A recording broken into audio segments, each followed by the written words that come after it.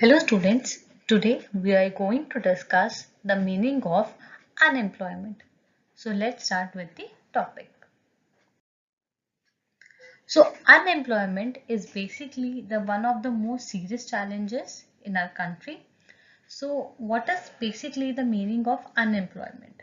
So बच्चे एक unemployment क्या होता है? एक ऐसी situation होती है जहाँ पे एक person who is able to work and he or she is willing to work but still he or she is not getting work. That means एक ऐसी situation जब एक इंसान काम करने को ready है, काम करना चाहता है, जो भी मार्केट में वेज रेट चल रहा है उसके ऊपर, बट फिर भी उसे काम नहीं मिलता है, that is known as unemployment. अगर आप काम करना ही नहीं चाहते हो और आपको काम नहीं मिल रहा है तो उसे कभी भी आप अनएम्प्लॉयमेंट नहीं कहेंगे। सो जब भी अनएम्प्लॉयमेंट की बात होगी तो वहां पे विल भी होना चाहिए and then that person should able to work. That means उसके अंदर इतना मेंटल एंड फिजिकल कैपेबिलिटीज होनी चाहिए, प्लस वो जो मार्केट में प्रिवलिंग वेज रेट है उसके ऊपर वो काम करने को रेडी होना चाहिए।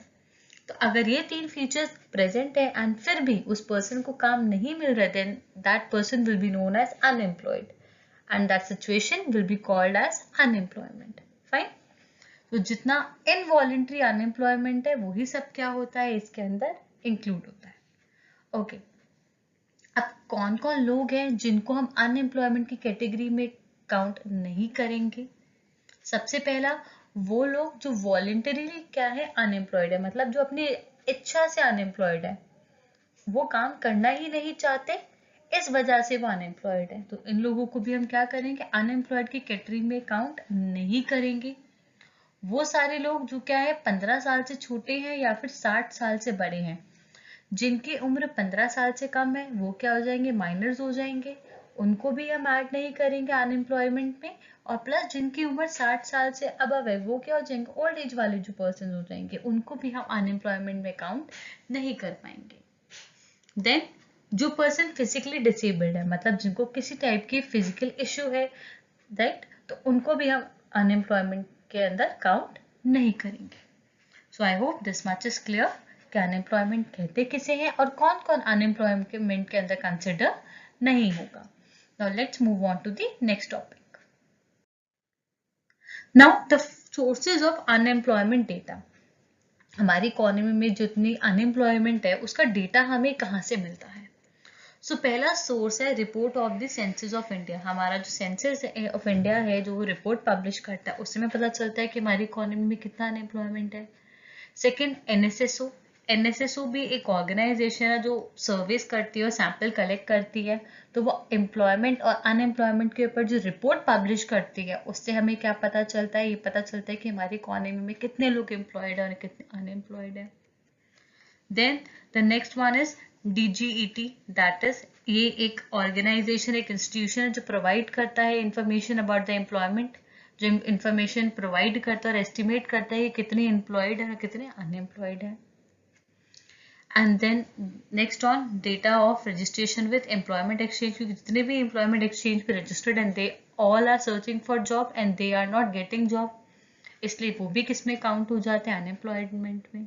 फाइन, तो वहां से भी हमें क्या मिल सकता है, डेटा मिल सकता है about unemployment. So these are the different sources of unemployment. Now let's move on to the next point. Now this is a very important topic जहाँ पे हम डिस्कस करेंगे द टाइप्स ऑफ अनएम्प्लॉयमेंट। अब unemployment एक तरह की नहीं होती है, अलग अलग सिचुएशन में अलग अलग टाइप की क्या होती है, अनएम्प्लॉयमेंट होती है। So let's start with the first one. सबसे पहली होती है disguised unemployment. So disguised unemployment क्या होती है, when people are working but all of them are made to work less than their potential. जब आपको आपके पोटेंशियल से कम वाले वर्क पे काम करना पड़े या कम जॉब प्रोफाइल पे काम करना पड़े, that means you are disguised unemployed. That means एक एग्जाम्पल, चलो एक एग्जाम्पल लेके समझते हैं। If you have completed your MBA, आपने अपना एमबीए कंप्लीट कर लिया है, अपना मास्टर्स कंप्लीट कर लिया, and even after that you are working as a clerk,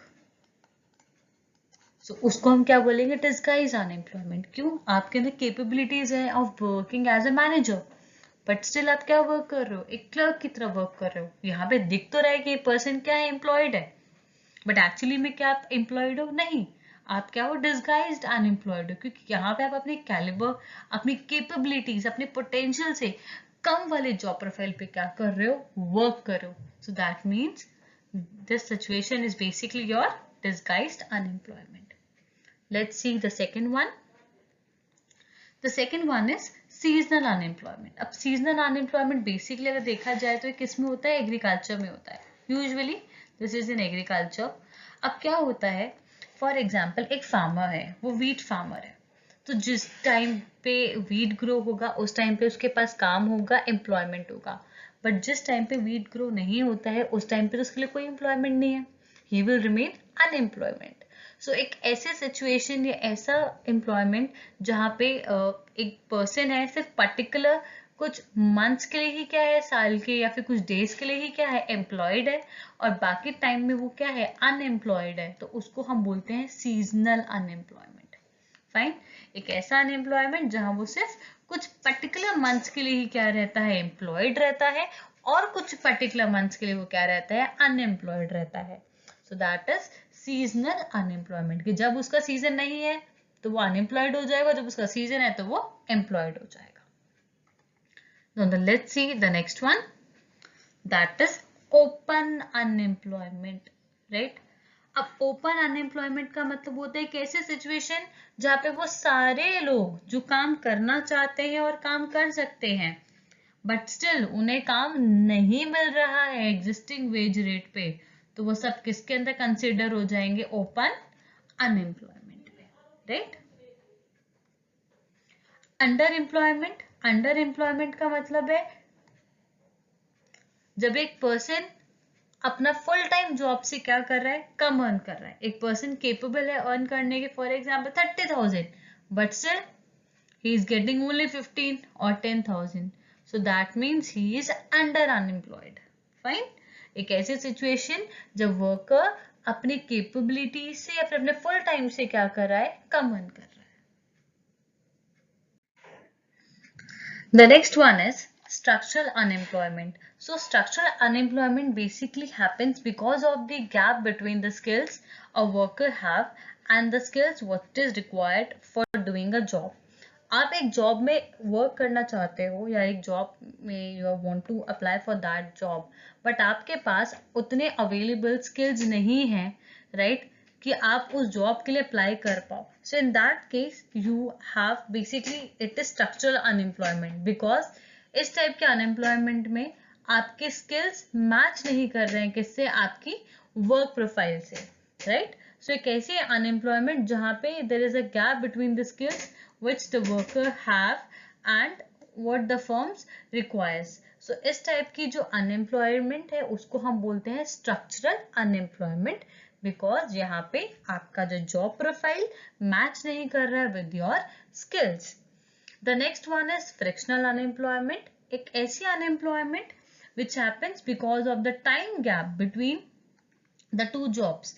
आप एक जॉब में वर्किंग हो, this is your job X, अब आप इसको छोड़ के you want to go for job Y. अब इस जॉब को स्विच करने में कुछ टाइम लगेगा, फॉर एग्जाम्पल 1 month और 2 month. सो फॉर 1 month और for 2 month you will be unemployed. So इस 1 महीने और 2 महीने के अनएम्प्लॉयमेंट को हम बोलेंगे फ्रिक्शनल अनएम्प्लॉयमेंट।